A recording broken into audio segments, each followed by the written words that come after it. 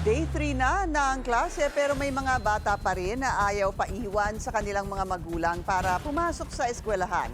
Ano nga ba ang dahilan nito? Nagbabalik si Pierre Pastor. Todo kapit kay nanay. Humihikbi. Ayaw paiwan.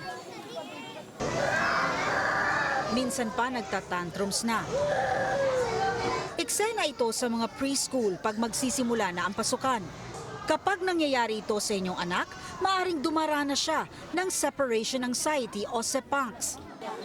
Ramdam ni Mami Major Mosura ang tensyon na nararamdaman ng anak sa pagpasok sa school. Nararamdaman ko po kasi yung kamay niya malamig, tapos naduduwal, tapos sumasakit yung tiyan. Ganun po kasi siya. Pag opo. Sabi ko, umpisa lang to, kailangan ko munang kahit 1 week para masanay-sanay siya. Ang 4 years old na si Nathan ayaw paiwan kay Mami.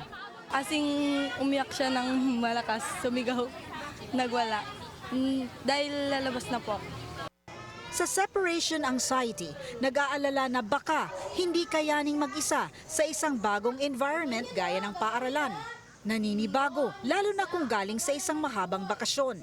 Pag sinabi natin separation anxiety, ang pinangangambahan mo is yung pagkakahiwalay ninyo at nung iyong tinuturing na security person. So kunyari sa mga bata, yung hindi nila makikita si Mami, o kaya tipong mapapalayo si Mami, o kaya tipong nasa ibang room si Mami, yan, ganyan ang manifestations ng separation anxiety. So iniisip ngayon ng bata na tipong pag wala yung aking security person, I may not be safe, I may not be okay. Pangangatok, labis na pagpapawis at pagkabalisa ang ilan sa physical manifestation ng isang dumaranas ng separation anxiety. May ilan na umaabot sa paninikip ng lalamunan at dibdib. Experts say, maaari ding maging psychosomatic ang symptoms ng SEPANCS. Ibig sabihin, problema ng isipan pero katawan ang nagre-react.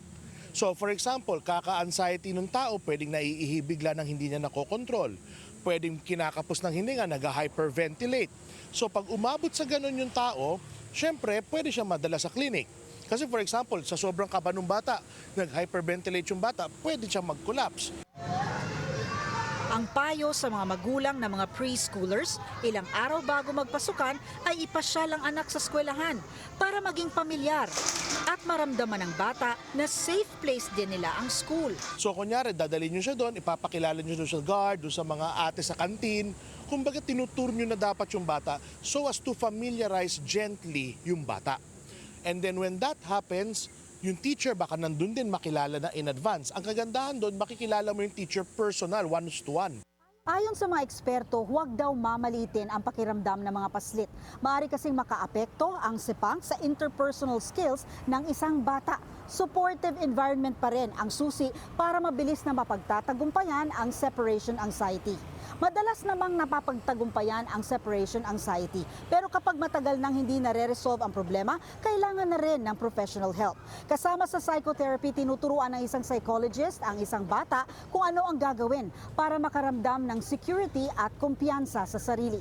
Para sa Agenda, Pierre Pastor, Billionaire News Channel.